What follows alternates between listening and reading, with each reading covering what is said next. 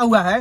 बांध को मरम्मत करने की जहां तक बात हो रही है तो यहाँ पे मामला फंस जाता है कि आरजेडी से विधायक हैं और भाजपा के सांसद हैं, तो ये कहते हैं कि वो बनने नहीं दे रहा है, बांध का निर्माण नहीं होने दे रहा है, और ये कहते हैं कि ये बांध का निर्माण नहीं होने दे रहा है। और जब मैं यहाँ पहुंचा हूँ बांध दिखने के लिए, लोगों को दिखाने के लिए, मरम्मत कराने के लिए, तो भाई साहब लोग हमको घेर लिए हैं, एकदम घेर लिए हैं। जो सच्चाई है सच्चाई हम बता रहे हैं। बेतिया लोकसभा क्षेत्र अंतर्गत सुगौली विधानसभा क्षेत्र के लाल परसा में पहुंचे अनिकेत रंजन, जहां उनको लोगों ने घेराव कर लिया। उन्होंने चुनावी माहौल में मनीष कश्यप को लेकर उनके चुनावी माहौल में काफ़ी समर्थन उनका किया था और जनता से वादा भी किए थे, अगर उनके उम्मीद पर लेकर वादा किए थे कि अगर ये जीत जाते हैं तो उनके सुख दुख में साथ रहेंगे। इसलिए वहाँ की जनता ने उनका घेराव किया और वहाँ की स्थिति लगे दिखाने। लाल परसा से सरपे सुकुल पाकर में बांध टूटने की स्थिति में थी, लगे वहाँ की दृश्य दिखाने, तो अचानक अनिकेत रंजन को वहाँ पे वीडियो बनाना पड़ा। और हालांकि इसका दोषी कौन है ये जानकारी नहीं मिल रहा है। सांसद के पास लोग जाते हैं तो विधायक का दोषी ठहराते हैं, विधायक के पास लोग जाते हैं तो सांसद का दोषी ठहराते हैं। देखिए आगे वीडियो में। अभी मैं जिस जगह पर खड़ा हूँ वो सुगौली विधानसभा क्षेत्र और बेतिया लोकसभा क्षेत्र है। यहाँ मनीष का अभी मैं यहाँ पर आया हूँ, जो बांध टूटा हुआ है, बांध को मरम्मत करने की जहां तक बात हो रही है तो यहाँ पे मामला फंस जाता है कि आरजेडी से विधायक हैं और भाजपा के सांसद हैं, तो ये कहते हैं कि वो बनने नहीं दे रहा है, बांध का निर्माण नहीं होने दे रहा है, और ये कहते हैं कि ये बांध का निर्माण नहीं होने दे रहा है।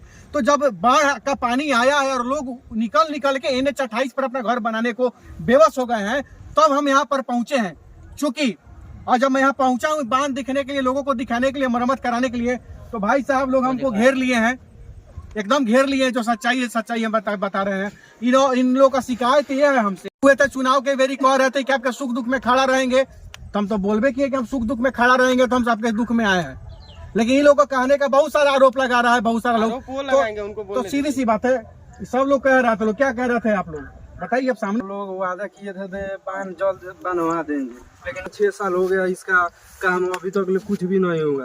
अब बहुत दिन से लोग परेशान हो रहे हैं। इधर थोड़ा सा भी पानी आता है सब नदी फेंक देता है, इधर सब कुछ में लमसम 8 पंचायत पड़ता है, इधर सब पंचायत नुकसान हो जाता है, फसल भी कोई का नहीं होता है, इधर सब बर्बाद हो जाता है।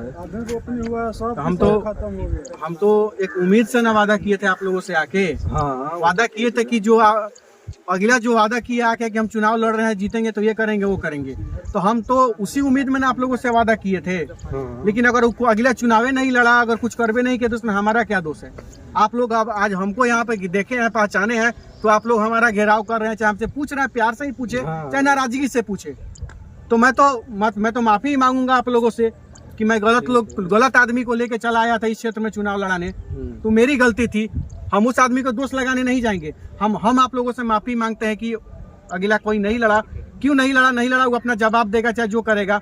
हम तो बस इतना ही कहना चाहते हैं कि आपके सुख दुख में हम आके खड़े हुए हैं, हम आपके सुख दुख में आके खड़े हुए हैं।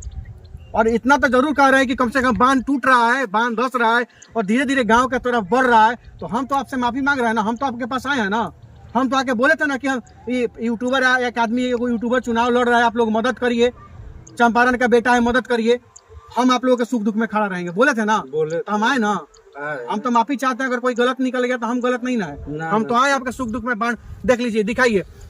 शिकायत विधायक को किया जा रहा है, शिकायत विधायक को किया जा रहा है, तो सांसद का दोष लगा रहे हैं। और सांसद का अगर सांसद से शिकायत किया जा रहा है तो विधायक को दोष लगाया जा रहा है उनके समर्थकों के द्वारा। तो आम जनता कहाँ जाए।